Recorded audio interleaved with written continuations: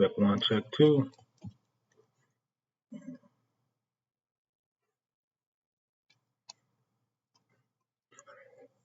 Check one, check two.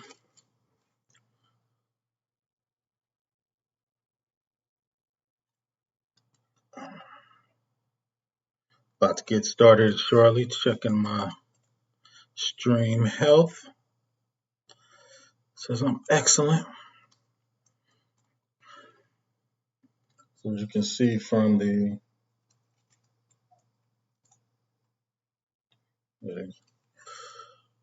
checking my stream health. Looks like I'm good on the phone. As you see from the title and the web page, it's gonna reminisce a little bit. Gonna go way back.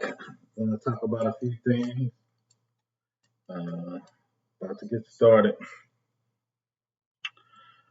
So I was on LinkedIn chilling, and I was going back and forth with Kev Tech a little bit, and they were talking about uh, getting your first job and starting from your first internship.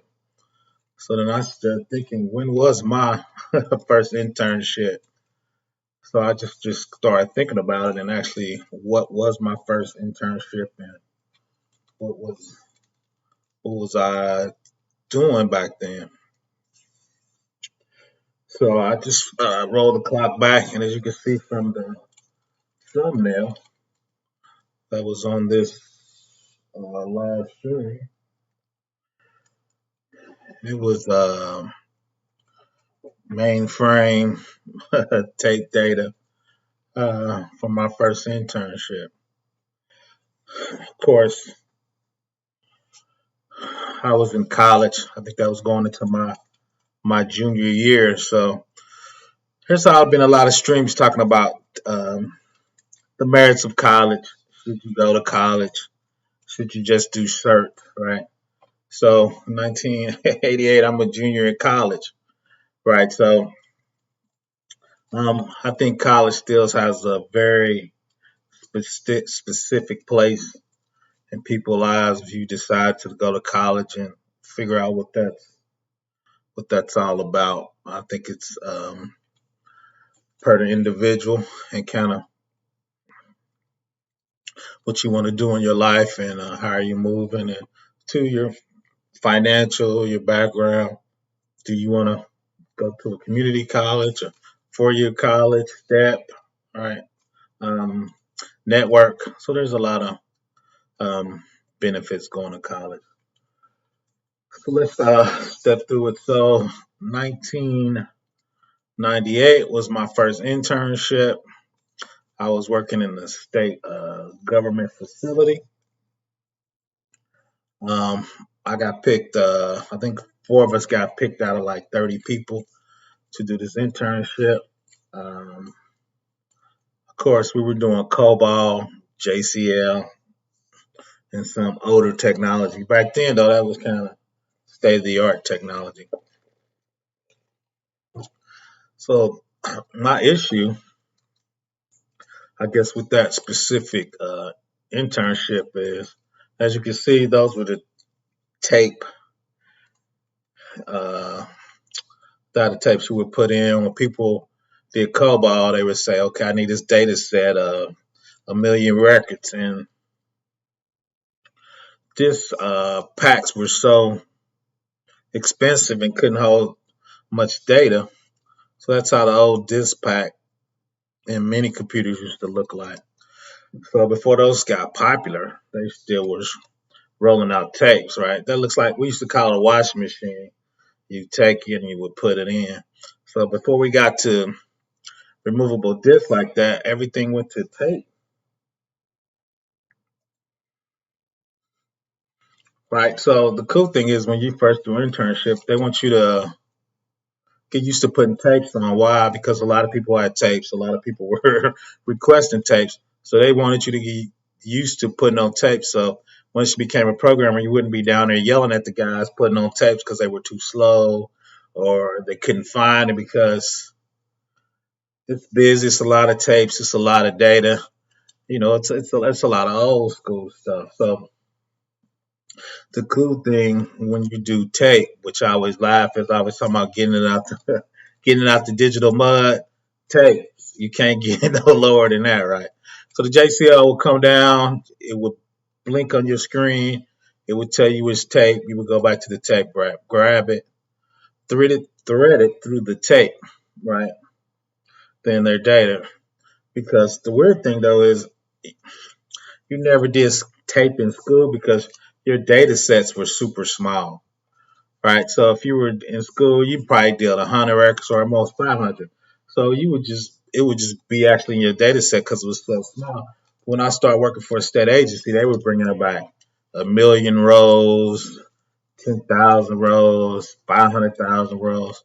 500,000 rows in the 90s was a lot of rows. If you start talking about 10 million rows, you might have to put 3 tapes on here to load up their data set so they could use it.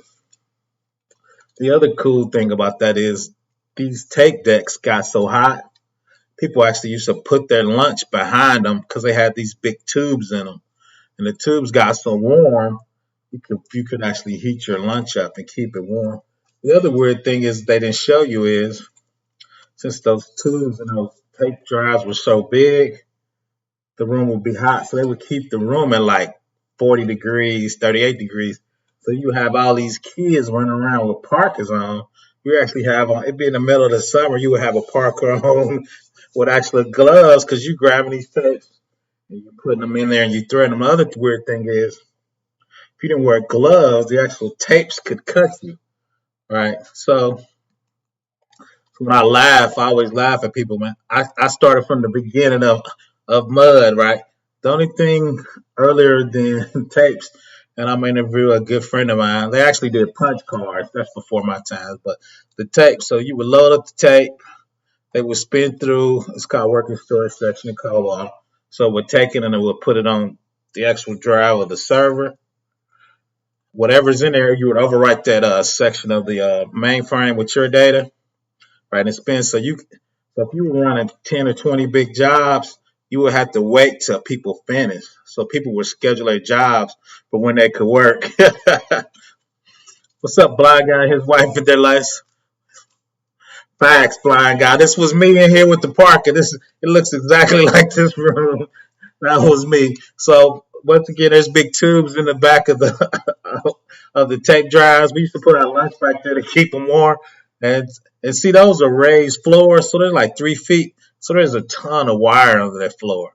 And all those wires with those tubes would get hot.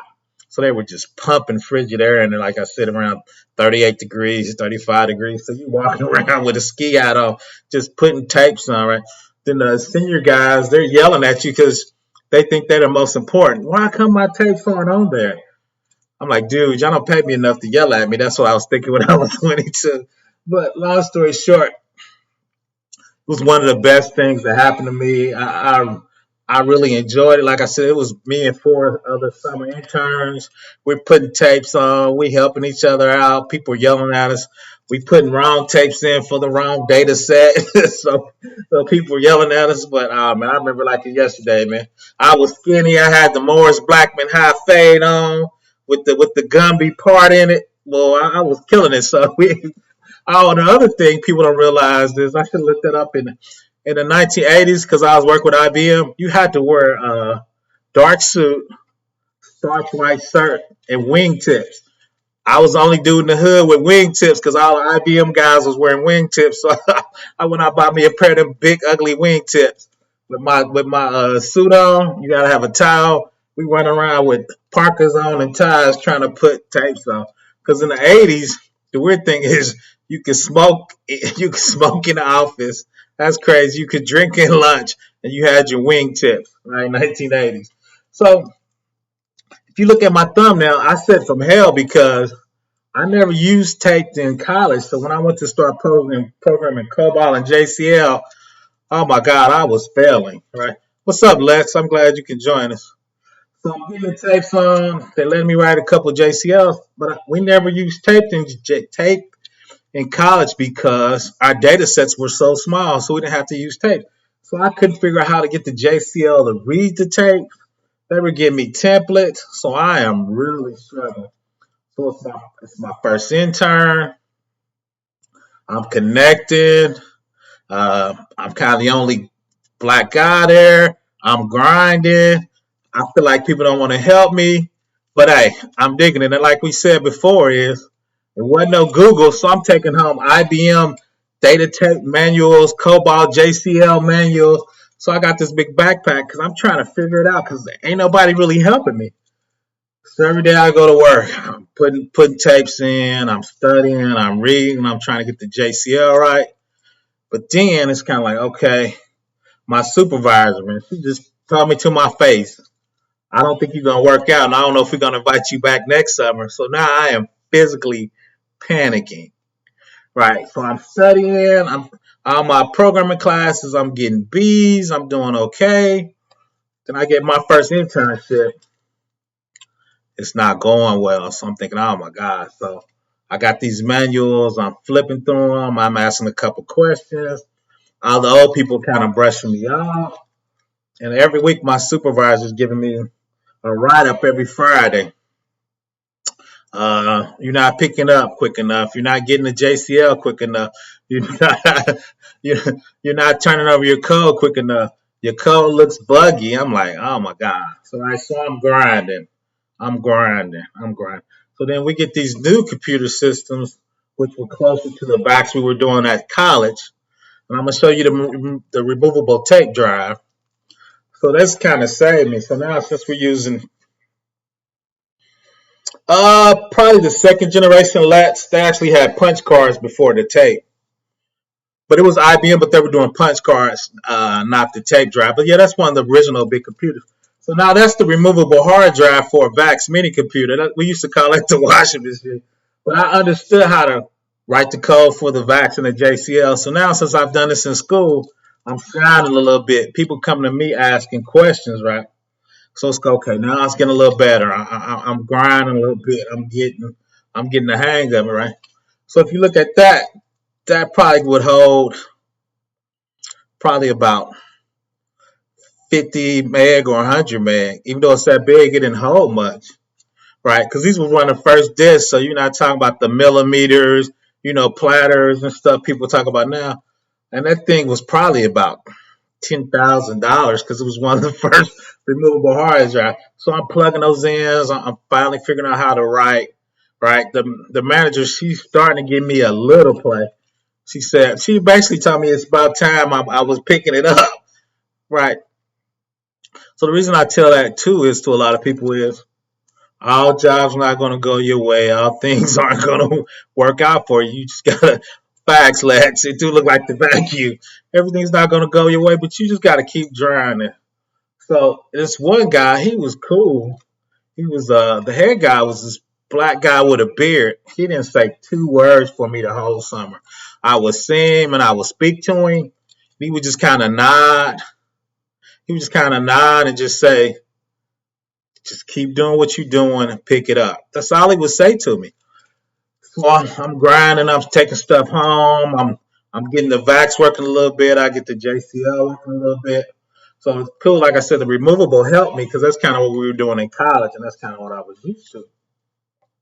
So the thing is, I think you're going from the data tape, right? We're going to the back to the old school, go to the data tape, putting the grind on, right? Now we're killing it, right? We're going to my man said the robot vacuum, right? We're going to the vacuum. So that's how old I am. But I was thinking that too, like a lot. Right. So we go to the vacuum, right. So then the other part of that, right, is we going through this lane. Oh yeah, hand sanitizer, man. Oh, you would like this. This was my first car phone. So now I'm doing well. Let's say I'm working for them. They actually picked me up after I graduate for a little bit. Then I get my first mobile phone. Y'all can see it pop up. I thought I was the man. This is super small. So now I'm grinding. I'm gonna go back to the service. So that's my first mobile phone, bag phone that went in my car. It actually plugged into your lighter, right? That's about as big as a laptop now, right? So now as I got out of the hump, the cool thing is the manager, the guy, Right at the end, I get to meet him, and I never forget this. I should have looked him up. He told me, he goes, "I liked you. You wasn't never gonna get fired. I just want to see how you can handle pressure." I'm looking at this dude like, dude, I almost cried, man. Your supervisor was yelling at me, telling me I'm crap. That's what I was thinking. I just said thank you. But as you go through internships and jobs, you're not gonna like them all right? That's my first bag phone, right? I'm killing it. That was probably 19, probably 95, right? We grinded, but I'm gonna go back. So internships, the cool thing about it is, I always think about this to this day is, if you're at a job, if you don't like it, all right, and you're struggling, you always can learn something. All right, I probably had 3 jobs that I super struggled at. All of them I said in my mind, I'm gonna stay a year and I'm gonna learn it. Right, even if I fail, I'm gonna learn something. Right, so even though I was kind of failing at the JCL with the tape and the vacuum, as I start doing it, I start picking it up. Right, I start understanding it. So by the end of the summer, right, I picked it up, but a lot of people think about giving up or quitting. It's like, I'm gonna get to the end, or they're gonna fire me.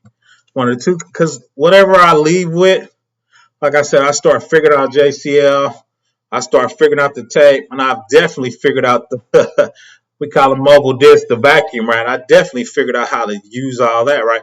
So even if I didn't get asked back, my next job or my next step up, right? I would have been familiar with those technologies.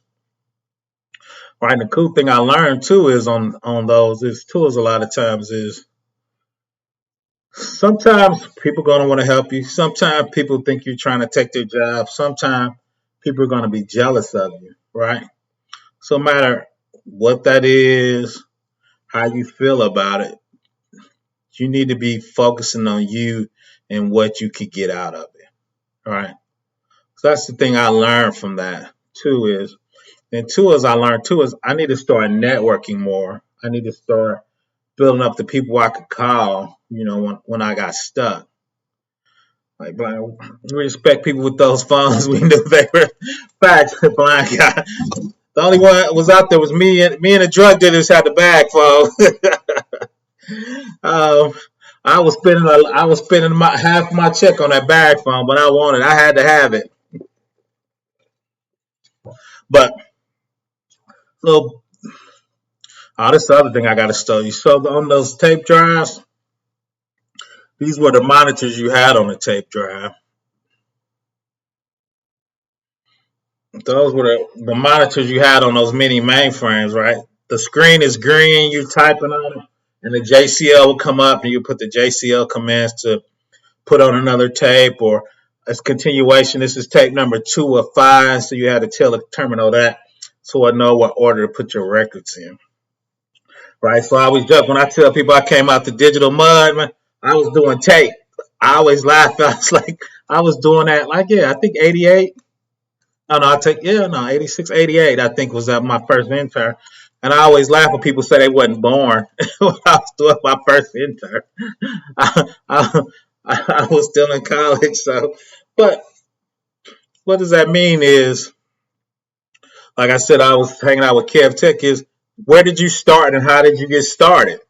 Right, so that was the question on Kev Tech LinkedIn. So when I thought about it, I said, I started on tape, right? So when I think about it, I'm like, man, I done seen a lot of technology in my time, a lot of places. And two is what me and Kev Tech was chopping it up on LinkedIn is, even at 50, I still got to keep learning. It's the new technology, right? We're going from tape to the tub, to the small networks, right? To the cloud, to client server, right? When the first 808 microprocessor came out, VAX and mini computers, like I said, the cloud, data lakes. You talking about the Tesla bot now. Technology just came. So drivable Tesla cars, right? So I'm thinking in 1988, am I going to make it into this field will I ever grow up to be somebody? Now I'm 53. I done, I done did almost everything to field. So I always joke. I say, yeah, I got out the technology. So, but just telling people is when y'all 50 and 40 and think I'll be 60 really in about another 5 years, how much technology you going to go through? And remember, let's go back is I did not do well in my first internship, right? She told me I was not catching on. The JCL wasn't right. I was putting tapes in the wrong order. Why? Because people were yelling at me. I couldn't get the tapes on quick enough. So if you just keep grinding, take your time, then when you look back too, is and the thing I like to tell everybody in there too is, what's up, Tiny? There's gonna be times in your life you're gonna be like, man, I'm struggling, or I'm not getting this, or it's hard, or I think I'm gonna get fired, or I cannot catch on this new technology. All those times when I think back when I was like, am I gonna give up, or am I getting this, or what's going on, or nobody's gonna help me. Now when I look back when I'm 50, those spots seem so tiny now, so infinitesimal. But when you in that storm and you grinding and something not going your way, and like you said, you didn't pass the cert, or you didn't get that right job, or you're not catching on cloud, I promise you, as you get over that hump, all those things are going to be super, super tiny. Because look, tapes. Now we're talking about Richard Branson taking people to the to outer space, right? Him and Elon Musk is racing to Mars, right? So every time I think about that, I'm like, man, I just remember just struggling with the tape, and I'm not gonna make it in this industry, and I'm gonna have to do something else. Oh my God, you should open up a museum, just have pictures of the status of yourself. You're open. That is true. You right. Like I said, we're gonna go from the tapes to the portable drums for the Mini and Max computer. And the crazy thing about that blind guy is it goes by so quick. I feel like yesterday I was just really getting out of COBOL and RPG, right? Then the bag phone, the vintage bag phone, it is just. And the crazy part is the pace of technology over 10 years or 20 years kind of feels like it picks up. Because we went through the bag phone to a super tiny phone pretty quick. My favorite one, I love the dumb terminal. Right. I love the IBM dumb terminal.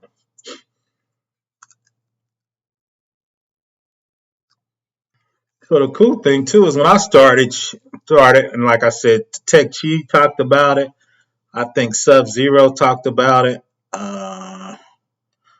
Black Heights talked about it. Is college optional now? When I got in it, you had to have a college degree, right? So now is since technology is moving so quick and tools are getting better and education getting better, do you need the dumb terminal? No, I'm just playing. I mean, it's funny because facts MS DOS, 100% MS DOS. I've done it. I loved MS DOS. Man. So it's just like I said, technology just moves so quick, and people don't realize the new browser really is MS DOS and a dumb terminal, right? Because most of your instructions now is done on the cloud, a little bit in the browser, but it's mostly done, like I said, from your data center in the cloud, right? From your app server or web server. So you don't really run a lot of power on your client side because most people too is most people know this. I'm actually a professor in real life. A lot of students do their homework on their phone. Which I think my old ass can't see that little screen, but a lot of people just do their homework on their phone.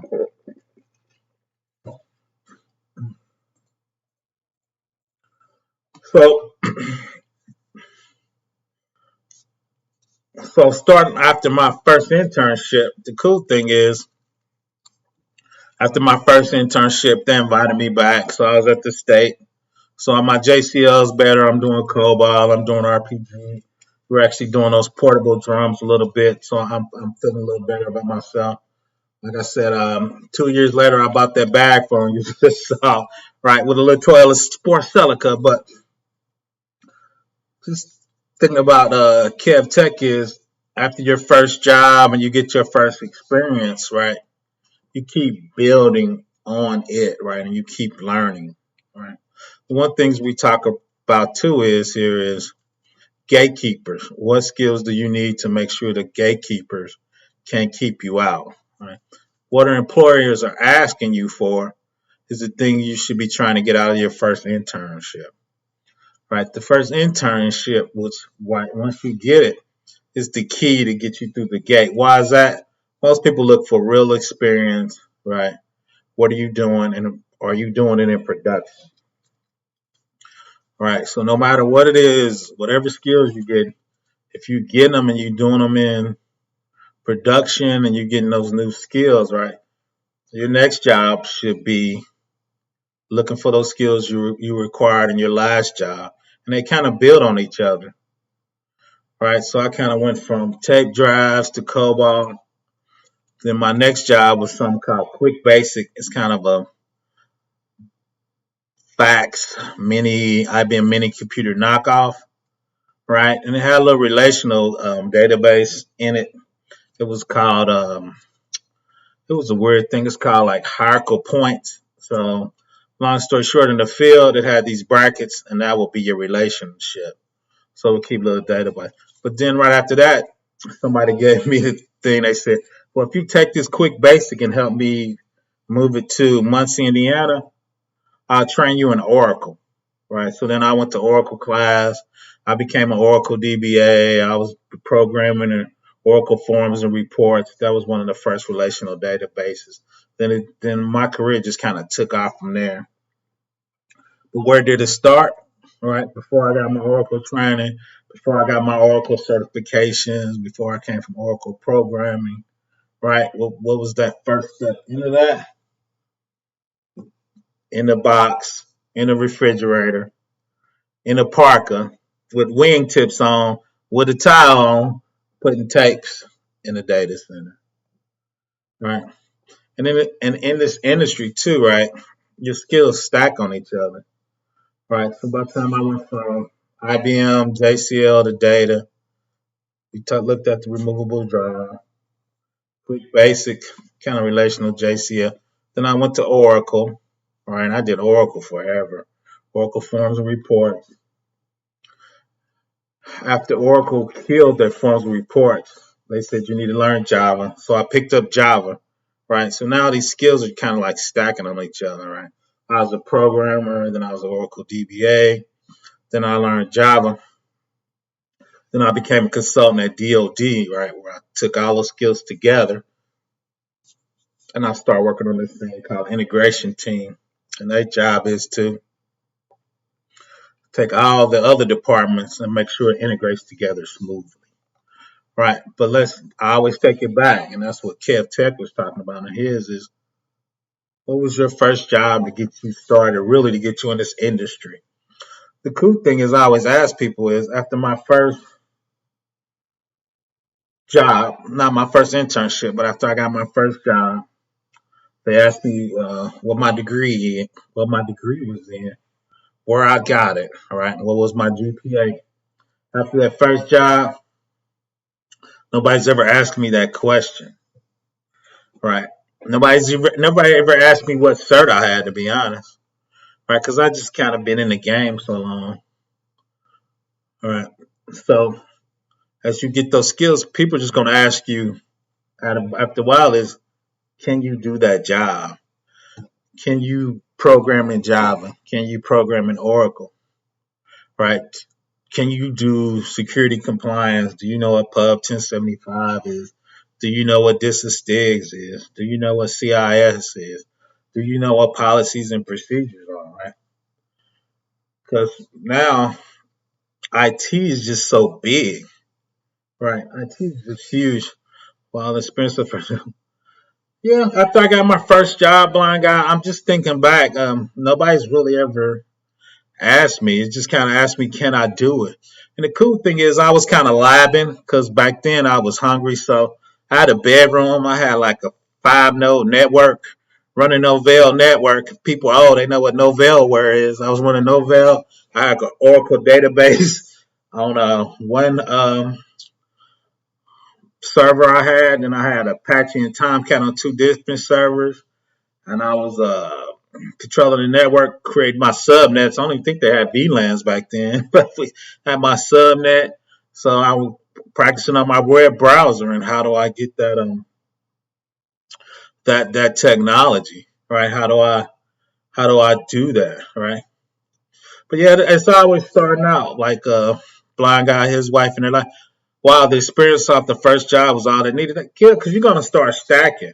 And 2 is be very intentional, right? Money's always good. I love money. I'm fat. I eat well. But you always want to look at what skills do you get from that job, right? Because the money's going to come. That's easy to say when you got money. But you always want to say, okay, when I looked up Oracle, Oracle was the hot database. Oracle DBAs back then, 2000 made about 55,000. I was making 30. I'm like, oh, I got to become an Oracle DBA, right? So once I did my research, I'm like, okay, Oracle's hot. I think Oracle's going to be hot for a decade. I always try to look at what's going to be a hot for a decade, right? So once I figured out that that was the next it, right? So now, I got my. So now when I look at it, right, I say, okay, what's hot? Security. Of course, I got to get him. I got to get one of my AWS certifications, right? Because of course, cloud's gonna be hot for the next probably 30 years, but it's gonna be super hot for the next 10, right? So when even at my age, I try to look at 10 years down the line, right? So I need to keep getting my security hot. Figure out the next thing. I think I'm a big AWS cloud. My next job, probably it's gonna be next year. It's gonna have to do some with AWS and security, right? Oh, tiny time. Oh, definitely robots are taking over. I did a crappy YouTube video. My sound one did was the Tesla bot, right? How is the Tesla robot from a security perspective taking over? I'm actually doing a video coming up talking about autonomous driving for trucks, right? What do I see that happening from a cybersecurity?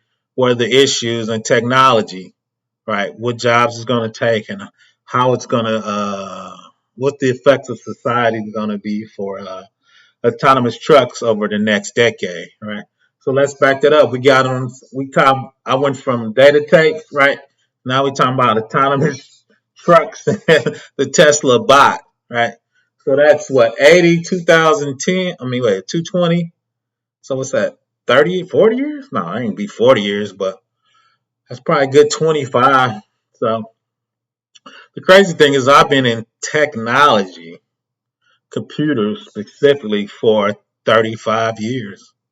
Right, I started programming in high school in 1984. It's a vocational school for advanced students. I was doing that in 84. I was doing COBOL, RPG, and Fortran and PO1. Right, so I've been doing this probably for 35 years, actually programming, learning from school and from my actual job.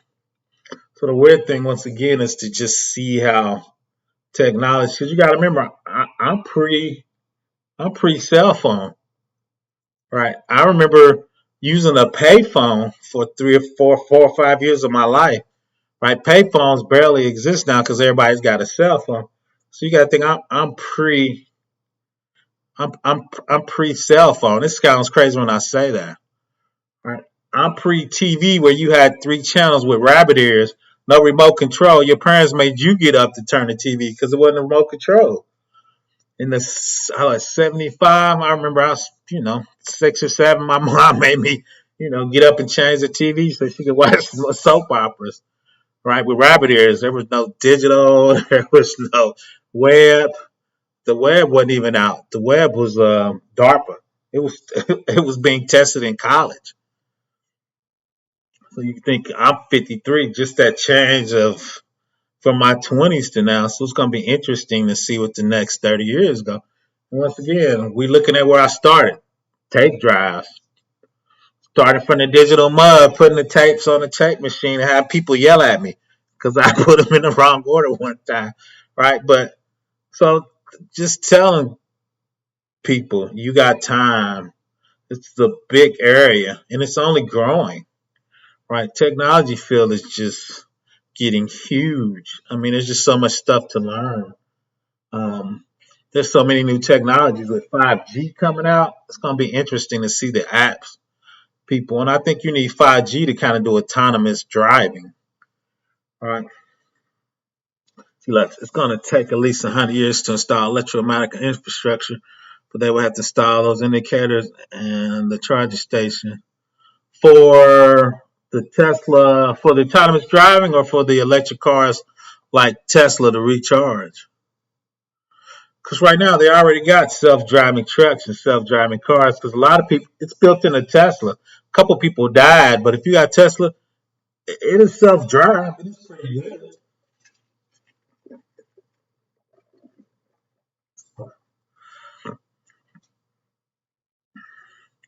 Oh, I think, like I said, I'm gonna do a video on autonomous trucks. I think that's gonna happen in by 2025. You'll see trucks started to slowly drive on the highway. It won't be in the city, but you would definitely see them on the highway.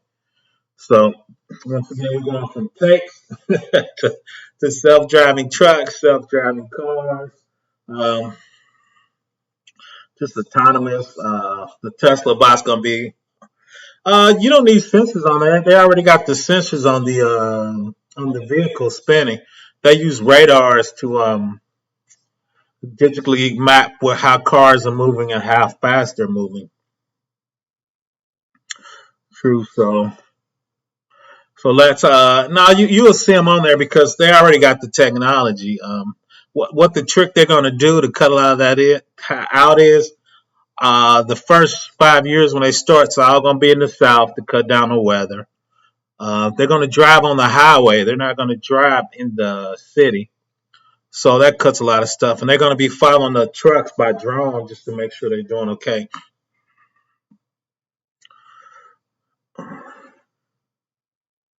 Um, I think I don't think they're going to be I don't think they're going to be electric Lex. I think they're going to be gas. I think what they're going to do is I think they're going to have certain times and certain gas stations, and when the trucks stop, I think the guys is going to come out there and actually fill it up, right? Then they're just going to keep driving on the highway. I don't think they're going to start off as electric. I think they're just going to retrofit the vision of it. And if you look at Tesla, they talk about their vision, their autonomous driving, and their automation to actually recognize what cars are, how they're going. Because let's if you look when you do your Google map is so detailed now. It's amazing. Usually you could almost pass an exit before the exit would show up on your phone. That stuff is incredible sync now, right? Because that's some of the technology they're using for the mapping. I know probably once a week, 5 or 6 years ago, Google Map would be wrong and get you lost. Google Map is incredibly, incredibly accurate now. Okay. I think the cars are gonna go. I actually listened to the Uber guy, talk about it. They're gonna kind of do like trucks. They're gonna rent out bus lanes and uh, um, those paid toll roads just for their car to go on, and their car won't actually take you to your house. Your car actually take you like a bus station close enough that you could walk to your house, right? Because he talked about it in 4 phases. People think, oh, the truck's just going to drive and park right in front of the store, or the car is just going to drive you right in front of your house. Now, they said it was going to be 5 phases.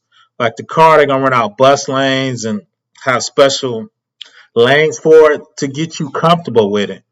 So you're like here, you park like in about a mile and it'll take you downtown or take you to an area close to your house, right? So it'll be super mapped out. The won't be a lot of turns. It'll be something easy for the car to do, right? And once it does that for you and everybody gets comfortable, they're gonna keep adding on to it and adding on to it. But the guy said, "Oh no, we're gonna run out bus lanes and have special lanes for it because two, they want to let it learn, right? So instead of taking a bus and take more routes, you just say take a car and it'd be a little quicker to your route, right? Because it doesn't have to worry about every person is, but it's not going to take you directly to your house, right? And it's going to grow into that. That's what the truck driver said. The truck driver said, "Hey, it's not taking you in the city. We're going to drop you off at the top of your highway before you drive the city, and we're going to have a driver take you and drive it to its destination, right? Because this is where all the trouble comes when you're in a city, especially if you're in a congested city, right? 80 to 85 to 80% of that stuff is just on a highway, easy driving, not a lot of turns, exactly mapped by your Google Maps. What's up, Ty? How you doing, man? But once again, Ty just came with us. Started from me doing JCL tapes on the IBM data store, right? With the JCL, we went from tape drives. Now we're talking about autonomous cars and autonomous trucks. Do we think it's going to happen? Right. And the other thing they don't realize is 70% of your Uber and Lyft cost is the driver. So if you could get from point A to point B for $1.50 and $2, would people even own a car then? So I think that's one thing that I'm talking. So they're gonna call for more programmers to help it learn. Oh, they already got that. Let's artificial intelligence and machine learning. Yeah, they already got that down pat. Tesla's got a ton of people. Google got Waymo. They got a ton of people. Mercedes got their company they bought. There's probably 5 or 6 companies out there already got the machine learning. They already learned, right? They're already learning. They got millions of miles already logged in for the autonomous driving. You do autonomous driving in Phoenix, if I remember right. This lady stepped out in front of one of the autonomous cars and got killed. Right, so they put the program back, but the crazy part is a human wouldn't have been able to stop any quicker, right? But since she died, that kind of rolled the program. Everybody, put it in. But I think Waymo, I think is one of the car companies are in Phoenix putting a lot of miles in. Because one time one of the cars got confused and they showed one guy, just Google it, one guy was running after the car in Phoenix. I guess it got confused because there was some cones up there. So they still trying to work a few parts out, but they are driving a ton in San Francisco, Phoenix, and somewhere else had one of the, I think Pittsburgh had one of the cars in it. Yeah, I'm gonna do a stream about that probably soon about the autonomous cars because me and the guy we were debating. He said he thought the semis couldn't get insured. If you look at it, the insurance were actually were better when it was driven by autonomous car. Instead of having a person insurance, you're gonna have product insurance, like it's some kind of pacemaker or some kind of a product, like for liability. So the insurance is actually going to be better for that. So yeah, I'm going to do a stream on the autonomous car. So I'm going to talk about the insurance. The first phase, like I said, they're not going to drive in the city. They're going to stop at the top of the city and have somebody driving there. So it's like the 4 phases of how you're going to roll that out, right? So 2 is, and I used to do artificial intelligence. It's called Prologue in school, but there wasn't enough computer power when I was studying artificial intelligence in '88, right? So it's something called Prologue. It's similar to what they use today, but it wasn't a lot of computer power enough to actually make that happen, right? You still talking about the 808 microprocessor back then, right? 16 mega RAMs was a lot back then. People had 8 in their machine, right? They were still using dial-up modems when I was talking about artificial intelligence, all right? So if you don't remember what a dial-up modem is on your actual house phone, which most people don't even have a house phone, you would you would hook your modem up to your house phone. Nobody could pick it up, then it would connect to other computers, right? So that's another, like, just talking about it, going once again from data tapes to always on fiber and DSL. And back then we were talking about 800 baud modems where they would dial each other. Then the switches would figure out the speed of the modem by the sound, and they would connect, right? So when you connect to a web server, if you ever did the handshake, you see behind the scenes, change the handshake. You look up ciphers, then you shake with a pre-shared key to see if it's good. Back then, you would do that over your regular phone line, right? That was super crappy back then, right? So now you're talking about always on network, always on fiber, DSL. I got the cable modem. I'm getting a gig or whatever that I can't get when I do my test, but right, I got a high level gig. So that's how much connectivity, speed, and just times, the world's changed from programming. Tesla has a beef with everybody, man. Elon Musk is always beefing with people, man. Yeah, Tesla's from a car perspective, they're probably the furthest along on the autonomous driving.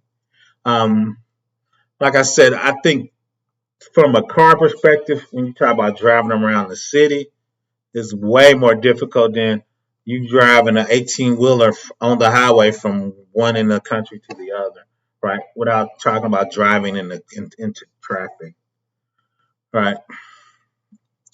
Elon Musk, he's eccentric. That's my favorite word. So Elon Musk is always going to have beef with people. But that dude talking about terraforming Mars. He's got self-driving cars.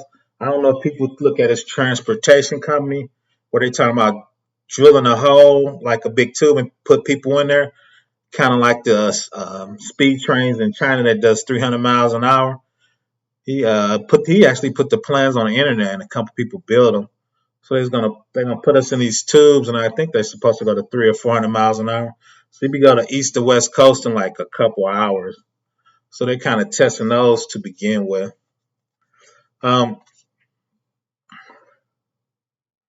But yeah, so my thing is, like I said, I was just chopping it up with Kev Tech, like I said on LinkedIn. So that once again, that made me think about my first internship, and I thought, wow, 1988, I was actually putting tapes on in a parka with a towel on, trying to figure out if I'm gonna make it in this industry because my supervisor was telling me I was doing a horrible job. Right, I might not get invited back the next summer. That's how bad I was doing in my internship. That's why I always tell people: don't worry about what's wrong or if I got the right degree or if I'm struggling. Just keep grinding. Just put your nose to the grindstone and you'll get there, right? It's not going to be easy all the time because it wasn't easy. Like I said, I didn't have Google. I didn't have anybody helping me. A lot of people I thought was acting funny, but um, just oh yeah, Elon Musk, that's my guy, man. I want to be eccentric one day, man, and just start saying weird stuff, man. I want to be worth $1 billion and just sleep on my office floor because I want to make sure the Tesla gets done. Right? Elon Musk be grinding, man. He be in there with him. So I think he loves technology. All right. So I agree with that. Genius, insane is a thin line, man. It's a lot. Steve Jobs, even Bill Gates, Steve Ballmer, Joy from Sun Microsystems. A lot of those guys just seem just I feel like it. I feel like it, Lex. I feel like I always tell people, let's get. I got out the digital mud. You can do it. You can do it. That's the cool thing, Ty. You can be the Black Tony Stark. The cool thing too is technology is cheaper, and the internet gives you a ton of stuff people put on the net for you to try. And the cool thing is there's a lot of open source products you can get on and you can program with some of the best, even not even programming, because I'm trying to think at a different level now is programming, like you said, Tony Stark, program, because when you talk about Tesla, that's a software company. at another level, I thought about it. I was listening to Elon Musk, and he said, which makes sense. He goes, Tesla's an artificial intelligence company. If a car can drive itself, know when to turn, follow stuff, knows when that's a person, know when a car is braking and how many feet it needs to stop, that's an artificial intelligence company. That's not a car company. That's not a programming company, right? That's the next level of that, right? So that's artificial intelligence and machine learning. I always talk about in the terms of Maslow's pyramid, what you need to eat versus insight into your person, right? From a technology perspective, right? Artificial machine learning with quantum computing, right, is at the top of the pyramid, right? Because Elon Musk is talking about he's in AWS, he's using some, they said maybe quantum computing that AWS is building, right? Because when a car is driving, it's got to take so many inputs in, right, per millisecond to figure out what it needs to do. Worst case, it just needs to stop and wait for somebody to drive it around the problem, right? But it has to figure that out in milliseconds or somebody could die, right? So when you're talking about, like I said, Tesla, Elon Musk, Waymo with the Google guys, right? They buy a ton of companies. Um, and the cool thing is you can spend all that stuff on AWS for free for a year. They have development stacks on all that stuff. Okay, learning Python 3, cool. I could do it. No, Ty, you actually flying. The problem is you comparing yourself to Tony Starks in real life, Elon Musk and Waymo and Branson. But if you take yourself out of those guys and compare yourself to 95% of the planet, Ty, you killing it, man. You just got to keep your head down.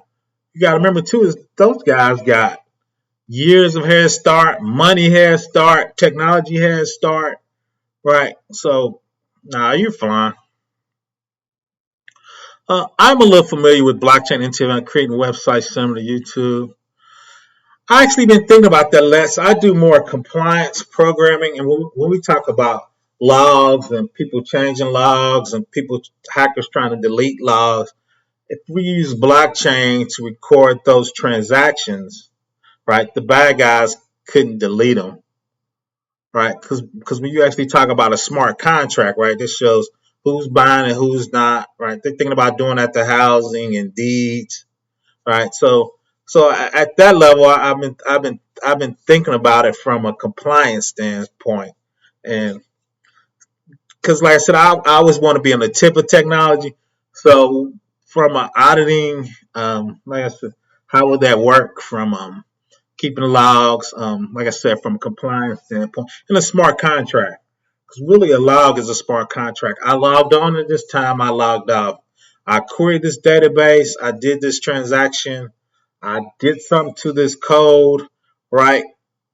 So all of that could be in blockchain, right? And me being compliance and cybersecurity, I could roll back every transaction you've done to that database, right? To figure out if you were insider threat or if malware just took over your machine and you were gone because you badged out, but your machine was doing stuff, right? All that would be in the blockchain and the smart contract. So I could say, hey, okay, what was the transactions he did? Right now, you could do those transactions and delete the log, right? Now I could struggle to figure out, was that really you, or did you do it or not do it? What really happened? Right? Les, you're gonna be better than me, man. My time is coming. My time's coming up, man. I'm following you young guys in a minute. I'm getting old, but let's see, Tom. Job, a lot more, man. That's a great movie.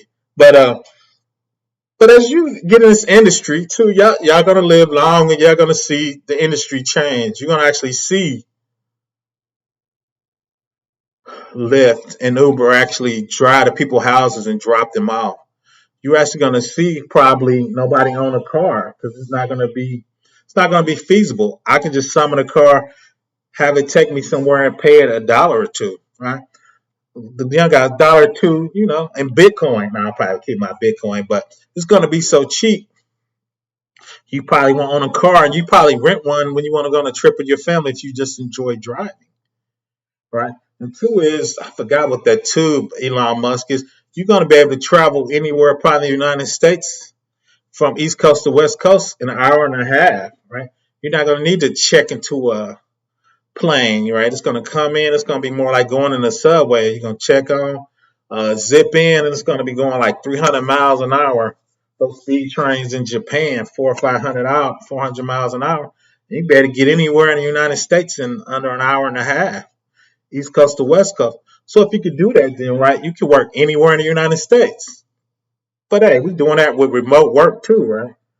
So it's a book I love, read. It says the world is flat, right? Which meaning the way technology moves, the speed of technology, the speed of how people can fly across the planet, right? It means the world is getting flatter and flatter. In each decade, it gets flatter and flatter because it gets quicker. Right now that you can, people getting comfortable with remote work, right? You can work anywhere and go to any place. Once again, we go back to my favorite webpage. We went from JCL and Tech Drive to I can remote work anywhere, right? I can do work in Russia, China, not saying I would, India, but you got to remember the reverse of that. Most big companies have 5, 10, or 20,000 developers overseas, right? They can do the same work we can do, right? So what pressures does that put on our salary, how we can move in the global competition, right? I may have a gig for you. Keep it techie with the celebrity. That's cool. Just let me know. I feel like changing so much already. And oh yeah, it's just gonna pick up. It's flowing. Like I said too, I think we're at the cusp of, like I said, I think Lyft and Uber, autonomous cars, autonomous trucks. I think planes are getting faster. Like I said, they got those travel tubes. It's just quantum computing's coming. Once they figure that out with the speed and the cost, just what you can do transaction wise, right? We do a lot of big data now, but once you get to quantum computing and the speed of that, because I remember, oh my God, 10 years ago, we were doing 1 billion records in 4 hours, right? And that was kind of a struggle, right? But now you could probably do 1 billion records in a data lake in AWS in probably an hour, right? Because the data lake, they got about 100 computers underneath that data lake, and they doing everything in parallel, right? So just those things. The things too is how do you put those together? Because when I first saw, because I'm old enough where Garmin actually used to have to pay for directions. I want to say 80s and 90s. You had to get Garmin and you would put these CDs in your trunk and they had these maps on them and you would drive and they would kind of map kind of where you were driving, but it was always a delay, so you would miss your exit, so you would kind of just plan on it. But the cool thing now though is Google Maps for free is unbelievable, right? You got to think a lot of that stuff is free. A lot of those apps you download on your phone are free, and the amount of things you could do. I'm a guy that used to own albums, right? Now you just stream music, right? You don't even worry about collecting 8-track or albums, or I had a ton of cassettes, or I had a ton of CDs, right? Put music on CDs. Right now, yeah, you just stream it in. I'm not a millionaire. I'm not a millionaire, Les.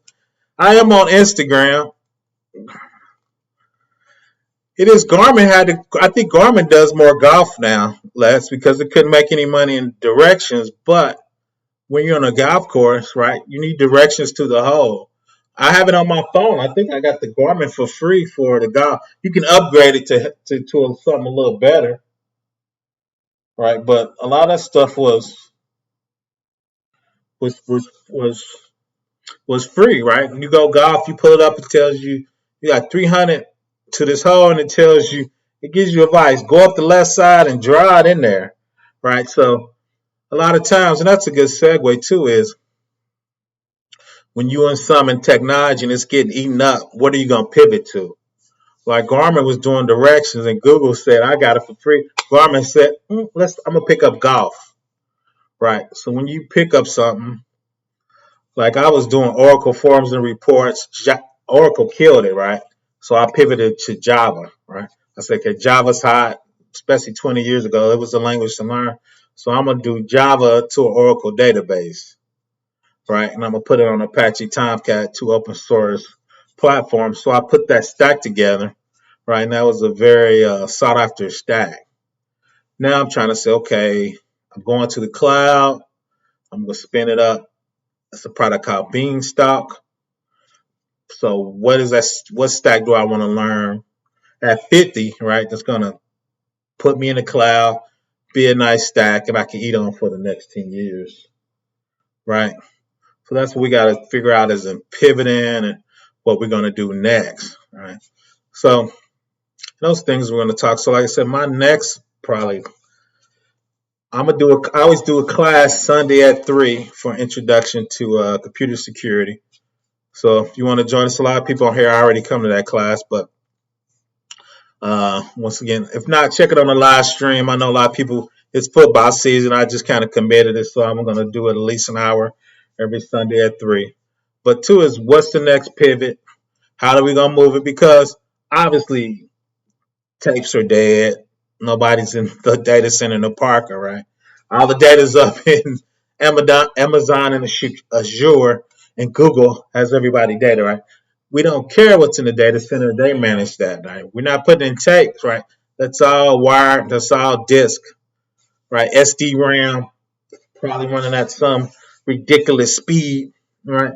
But that's what we got to move from JCL to the movable data pack. And I guess I'm gonna do a stream too. And so I said I'm gonna walk it through all the way to the cloud, right? So move it to the data pack, right? We always pivoting to the next technology, right? The next technology is, of course, in the cloud, but is that AWS Aurora, which is their database, which could be MySQL or Postgres. Uh, they got all their stuff in the service. I can run Beanstalk as a service. It's a web server and app server together. I hit a button to spin it up. I can spin it up in a Docker container. I think it's EKS, Elastic Container Storage. Put it in a Docker container, all in a click button. Hit security compliance to what level I want to be. Right, then boom, right, all of that's done for me. All right. So what does that mean for us in the future? Us as programmers, us as cybersecurity people, us as admins, us as DBAs, right? So we got to figure out that in our minds to kind of figure out where we're going to pivot to and where we're going to get the next bag at. So that's it, fellas. I just kind of want to reminisce. Like I said, I'm going to show it one more time. If I started from tech drives, y'all got the best technologies in the world. Y'all got the best classes in the world. Y'all got the best lab in the world. Shout out to my man. We can lab every day. So nothing can stop you. Don't worry about syndromes. Don't worry about haters. Don't worry about gatekeepers. It's here, right? I'm here. Keep it techie here. Black Heights here. Alpha Cyber. There's so many people out here that can help you, right? So we're gonna go from tech drives to the newest things on the planet. I think that's about it, unless anybody's got a specific question for me. So when I say I'm getting out the digital mud, starting with tech drives, we moving forward on the planet. So I think that's it. Oh, facts. Let's in the house, man. You know you rolling. Two is I'm gonna start dropping links in the future and have people come up. I'm working on my little setup. I'm starting from the YouTube mud. I'm trying to get my little setup a little better. I'm about to spend a little money on one of the products, but it's all good. I'm definitely enjoying it. But I'm out today. Everybody have a great Friday here. It's on the weekend. Once again, I'm going introduction to cybersecurity Sunday at 3 Eastern time. Indiana, we're a little weird. I'm gonna throw my stuff. Indiana's a little weird, but I'm gonna be on, and a lot of y'all been on it. We pivot to anything.